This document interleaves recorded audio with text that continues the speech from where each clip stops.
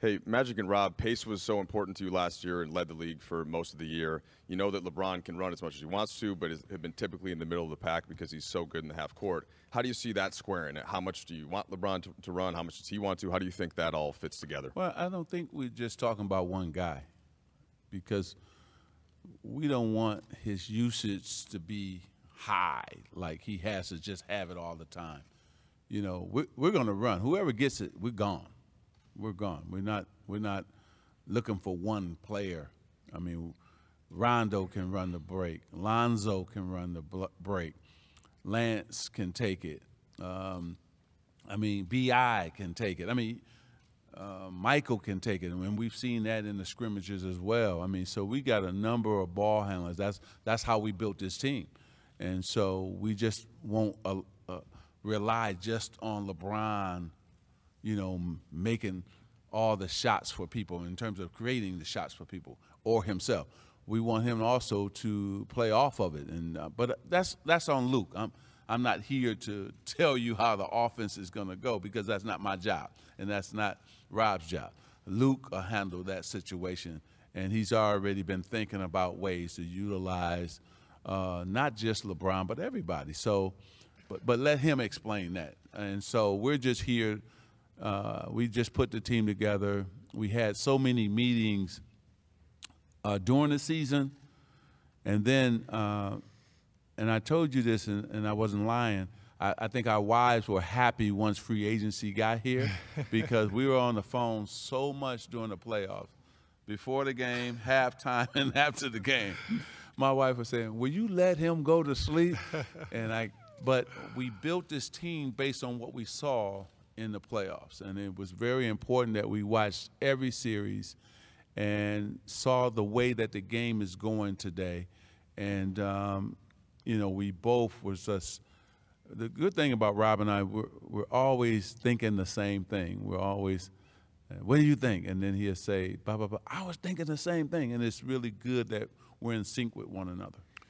Yeah, to answer your question, Mike, and to add to what Irvin just shared, I think what we saw in the playoffs and how we wanted to build this team, if you use a sports car analogy, since we're in L.A., the capital of sports cars, but – we wanted this team to have a lot of engine thrust and not just from one player.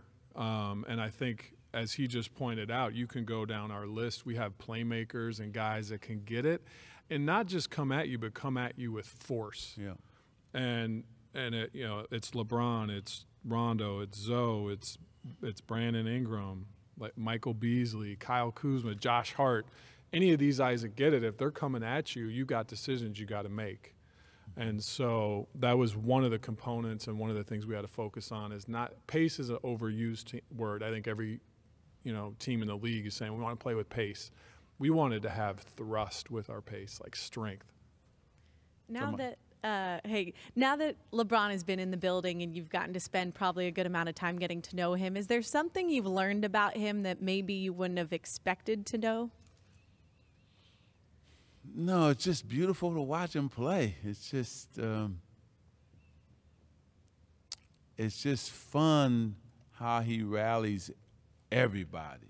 You know, he's like a magnet, and everybody just it's just beautiful to see him think 3 or 4 plays ahead, and you get to just see it. There was a play today, and Kuz, everybody knew it was game point. So LeBron got it, and we saw him just saying, oh, I'm about to take Kuz. I'm going to get to my spot, and then I'm going to launch this 3-point right in his face. Sure enough, he came down, gave a little fake, and then Rob said, why you go for the fake? And Kuz was like, he didn't know what to do. And LeBron just pulled it, all net. But that's the greatness of LeBron, and he's going to, again, rub off on a Kuzma. When you play against him every single day, you get better. Michael Cooper made me better. I was going against the best defensive player in all of basketball every single day. He made me better. Our our practices were competitive when I played, so that made us compete every single night, 82 games. That's what we're looking for from this team. And so, no, he's just special. He's special, yet just a regular guy. And then Rob was telling me we talked about it when we got to the office, how you want to go into him and Rondo just sat on the sideline and we're talking basketball after we got done. It was just amazing.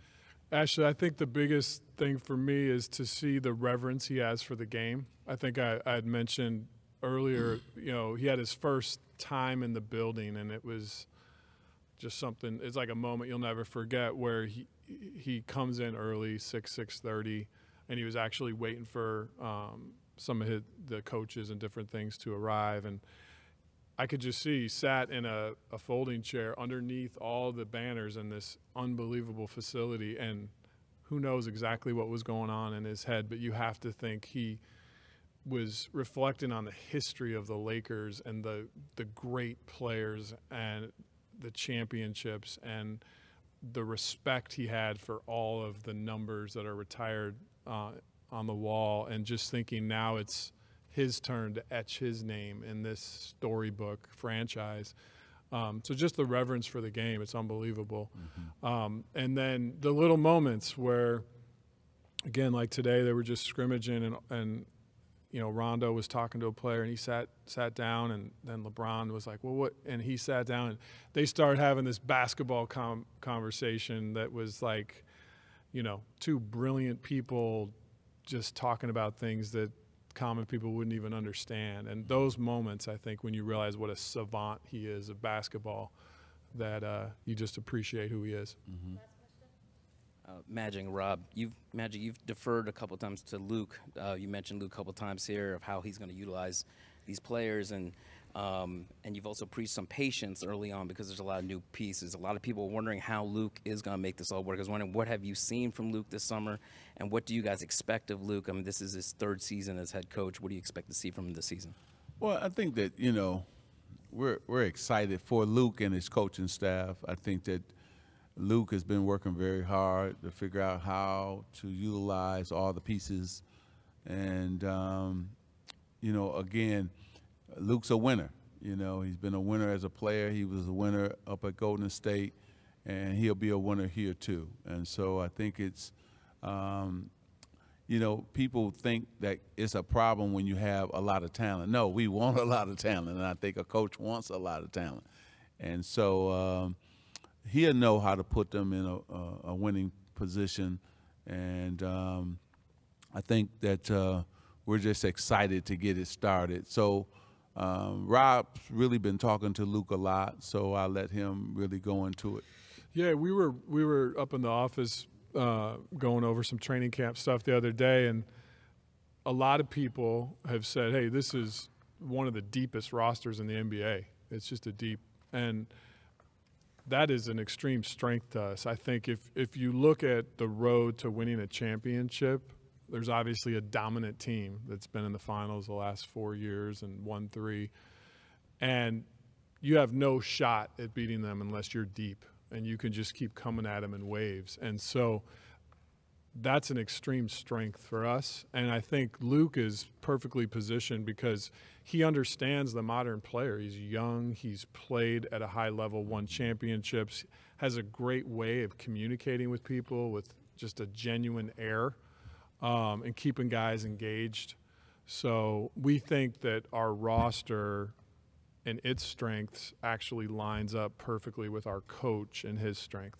What's good, y'all? It's kingtise. Welcome back to Throughout the Association. And I'm so glad Magic Johnson talked about how he wants the Lakers to play, because every time I say how LA should not play how the Cavaliers did and should avoid the LeBron offense, and the LeBron offense is give LeBron the ball, y'all stay on the 3 and react to whatever he do. Every time I say that, LeBron fans go crazy. LeBron been to 8 straight finals, blah, blah, blah, etc., etc. But what I'm saying is not questioning LeBron greatness. All I'm saying is that should not be your go-to offense, especially with this team.